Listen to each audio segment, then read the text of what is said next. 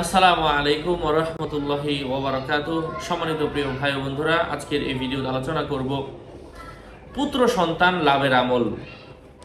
যে আমলে আল্লাহ পাক পুত্র সন্তান দান করেন।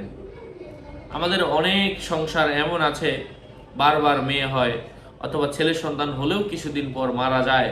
আল্লাহ পাক দীর্ঘায়ুওয়ালা অর্থাৎ যে সন্তান বেশি দিন বাঁচবে এমন পুত্র সন্তান আল্লাহ পাক আপনাকে দান করবেন ইনশা আল্লাহ। এই আমলটা কোনো মা যদি ইখলাসের সাথে করতে পারে, আমলটা কঠিন, তবে যদি করতে পারে, আমি সেই আমলটা শেয়ার করার আগে বলে দিচ্ছি, আমার নাম ছবি দিয়ে ফেসবুকে অনেকে বিজ্ঞাপন দিচ্ছে, আইডি গুলো ভরে ফেলছে, সাবধান।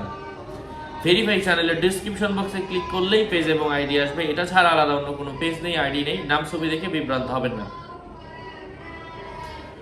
তো প্রত্যেক দিন এই আয়াতখানা, একটা আয়াত বলবো, এই আয়াতখানা একটা রুটির উপরে, এটা বাড়ির বানানো রুটি হতে পারে অথবা দোকান থেকে কেনা রুটি হতে পারে অথবা হোটেলের রুটি হতে পারে, রুটির উপর প্রত্যেক দিন এই দোয়াটা পুরা 9 মাস, সন্তান পেটে আসার পর থেকে পুরা 9 মাস অথবা যেদিন থেকে এই ভিডিওটা আপনার সামনে গিয়েছে ওই দিন থেকে এই আয়াতখানা আপনাকে প্রত্যেক দিন একবার করে রুটির উপর পরে ফু দিয়ে একটা করে রুটি খেতে হবে।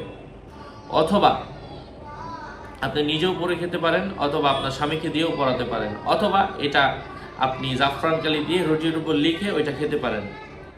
এখন আয়াতটা আমি বলে দিচ্ছি। আউযু বিল্লাহি মিনাশ শাইতানির রাজীম। বিসমিল্লাহির রহমানির রহিম। ইউযাব্বিহু আবনাহুম ওয়া ইস্তাহয়ী নিসাহুম ইন্নাহু কানা মিনাল মুফসিদিন। নুরিদু আন নামুন্না আলাল্লাযীনা ইসতুদঈফু ফিল আরদি ওয়া নাজআলাহুম আইম্মাতান ওয়া নাজআলাহুমুল ওয়ারিসিন ওয়া নুমাক্কিনা লাহুম ফিল আরদ। এতটুকুই, আমি যতটুকু বললাম ততটুকু, এর বেশি পড়া দরকার নাই। আল্লাহ পাক আমাদেরকে আমলের তৌফিক দান করেন। এটা সূরাতুল কসসের একটা আয়াত। আসসালামু আলাইকুম ওয়া রাহমাতুল্লাহি ওয়া বারাকাতুহু।